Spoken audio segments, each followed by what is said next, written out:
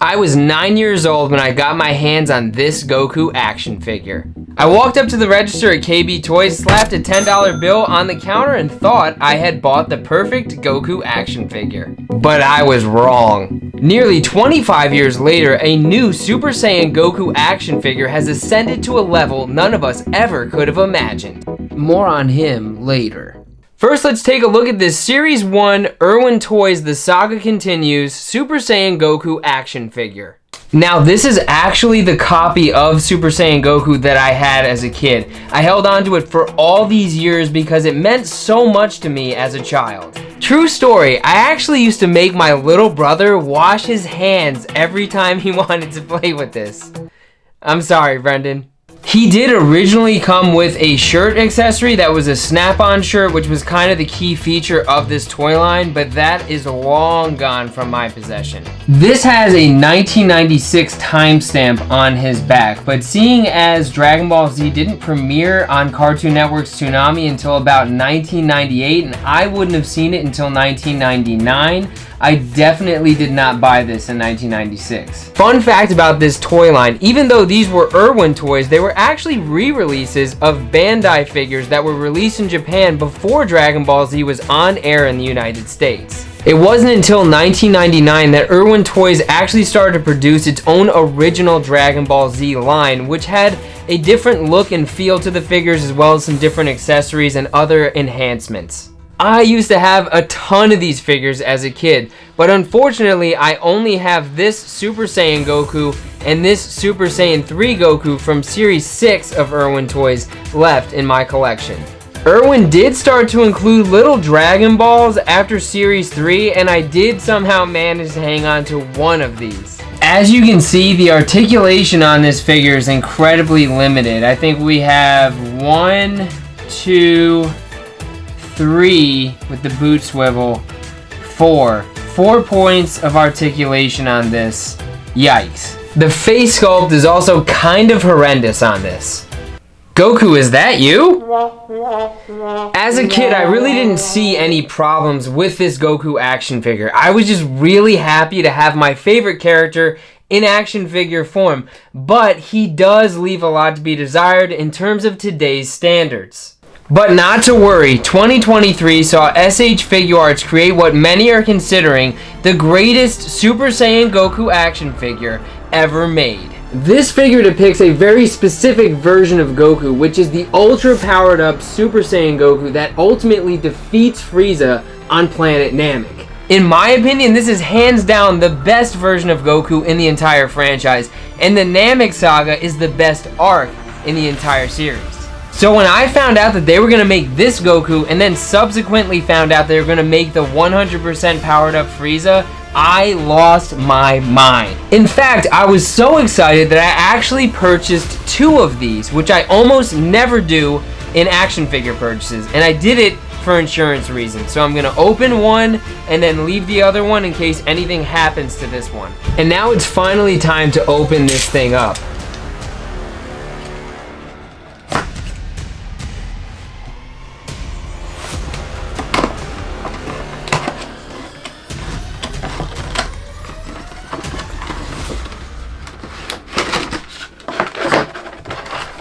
Oh man, this is awesome. There's honestly nothing quite like opening one of these for the first time and just releasing this thing from the plastic and getting to actually hold it in your hands. Oh man, this is awesome. There he is. Super Saiyan Goku. Oh, wow. The first thing we have to do is kind of remove this little plastic piece that we have here that comes on a lot of the SH Figuarts figures. But this in your hand, like, I don't know, this feels, sometimes you get an SH Figuarts, you know, action figure and they feel a little bit light. This one feels pretty solid to me, and just love all the awesome details on this guy. And here he is right out of the box next to his counterpart, the Irwin Toys figure, and it's really not even fair to compare them. I mean, this is 25 years of advancement represented right here in this frame, which is something I'm incredibly grateful for. And without this, we would not have this. And so he comes with a bunch of stuff. He has a completely different hair sculpt, which I think is his powered up, where he's powering up and he has no bangs in his face. He also has this other one that has like the single bangs, which is really a great thing to have for this Goku. And then he has 1, 2, 3 face sculpts and 1, 2, 3, 4, 5 sets of hands. Something that is going to be new for me is actually this Kamehameha effect. I have a bunch of SH Figuarts action figures, but I don't have any of these yet. So I'm excited to figure out how to peg these things in and use this. It looks like each one has like a coincide and peg, so might not be able to do this on camera, but this looks really, really cool. And honestly, right out of the box, posing this guy up is something that really seems like it's going to be easy to do. I love the 90s era bulkiness of this Goku. It really coincides with that period of time. I'm also a huge baseball fan, so kind of seeing, you know, that steroid era and seeing the muscularity and stuff in some of the Namek figures, the Goku figure, the Frieza figure that's going to be coming out, kind of just hits with that time period. And really, he's very, very smooth. He's got some really good articulation, I think, and is already my favorite figure that I have from SH Figuarts. So one of my favorite things about this Goku, and you can notice it immediately once you get the package in hand, even before you take the figure out, is just how well they actually captured the facial expressions and the artwork of how they used to draw the faces during this time period of Dragon Ball Z. And that carries over from the stoic face to the teeth gritting face that you see here, to this smirking face, to this absolutely awesome powering up face where I also switched out the hair sculpt piece. And I also wanted to make sure you guys saw the last hair piece, which is just this one single bang piece down in Goku's face. This also looks great. Now, articulation-wise, this guy is a heck of a lot better than the 4 points of articulation we saw in the Irwin Toys figure earlier.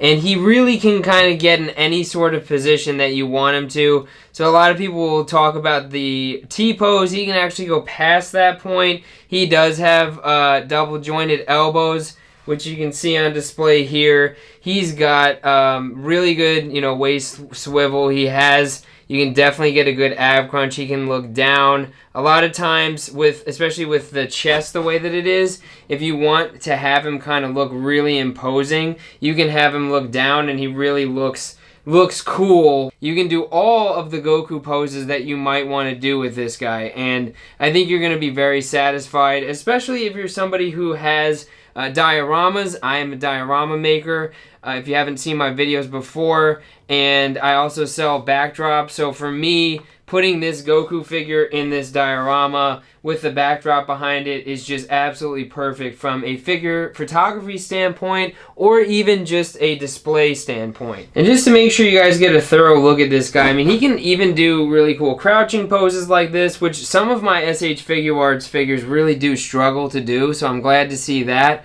1 point just out of the box, he has these ankle joints that allow you to kind of push them back and then down, which allow you to bypass these shoelaces, which are otherwise kind of unwieldy or difficult when you first take them out of the package. You might think you're not going to be able to easily stand him, which is what I kind of originally thought, but that's not the case. As long as you manipulate the angle properly on the ankle, you'll be just fine.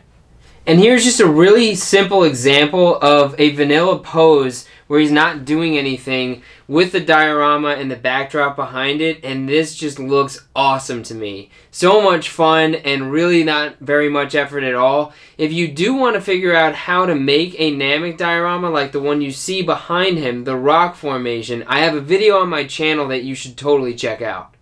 As you can see from this video, action figures have come a really long way from 1999 to 2023.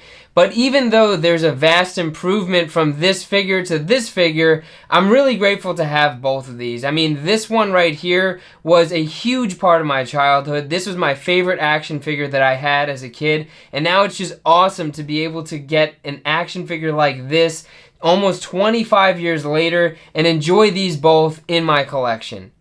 If you're someone who enjoys Dragon Ball Z or Goku, I would highly suggest picking up this action figure. It's a regular release, which if you don't know, Bandai has different kinds of releases. They have regular releases, which are available at all different kinds of retailers, like Big Bad Toy Store, where I got this figure. And then they have some premium Bandai figures, which are a lot harder to get. You have to pre-order. This is not the case with this Goku figure. So if you're watching this video shortly after I released it, you can definitely still get this at the retail price. I'd really appreciate it if you like the video and subscribe to the channel. And if you do want to watch more, here's a video just for you. Vasco Toys. Action figure dioramas and props.